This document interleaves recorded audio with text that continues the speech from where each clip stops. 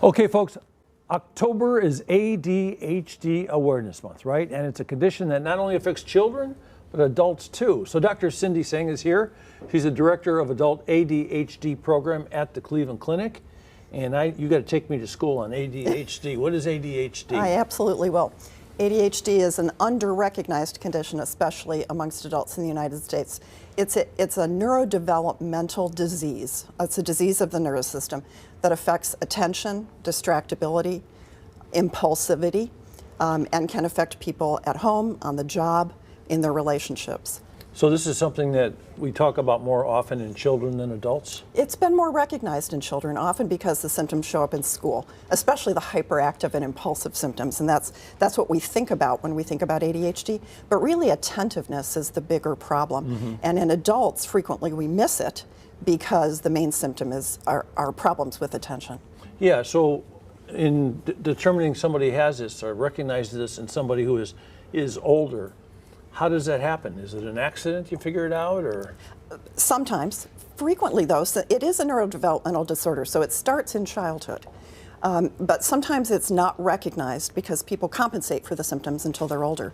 So all of a sudden you get to college and things aren't as easy as they used to be. You can't put things off. You have to pay more attention. You have to study more. And those symptoms then start to interfere with your ability to be successful at school, as well as in relationships. What's the most significant symptom that you could point out or that would appear in an adult that got by this whole time and all of a sudden Probably distractibility. And some of it depends on whether you're a young adult, a middle-aged adult, or an older adult. We've had adults as old as in their 70s come to us saying, hey, I can't concentrate. They just finally discovered. They just or discovered came to grips with it. Yes, and they can look back and see that as children, their room was messy. They didn't do as well as school as they would have liked. Mm-hmm. Maybe they've had a number of jobs or been unable to have meaningful relationships that last. And then as adults, sometimes even much older adults, then they recognize there might be an issue here. It's often when their children or grandchildren are diagnosed.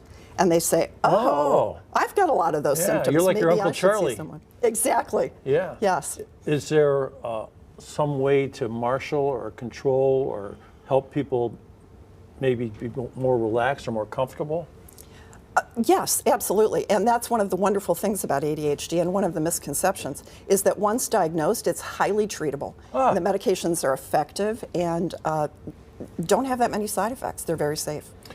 How is it that a family doctor doesn't recognize something like this? Because you're a stranger seeing something. I mean, is it really hard to diagnose? It can be hard to diagnose, especially family doctors these days have to get a lot done in a very short amount of time. Absolutely. It is hit and run, isn't it? So it's really important if you're struggling with things like attention, distractibility, you walk into a room, you can't remember why you're there. You're losing your keys all the time. You're doing the laundry and remember there's something on the stove and then take care of that and forget to finish the laundry. Yeah. Things like that. If you're having those kinds of symptoms, it's important to talk to your family doctor about that. Yeah, this is probably a rough way to ask this question, but I mean, noticing your children, how do you guess or notice or make that kid's 7 years old, 8 years old, all of a sudden he's going to the doctor, doesn't know why? Mm-hmm. How do you deal with something like that?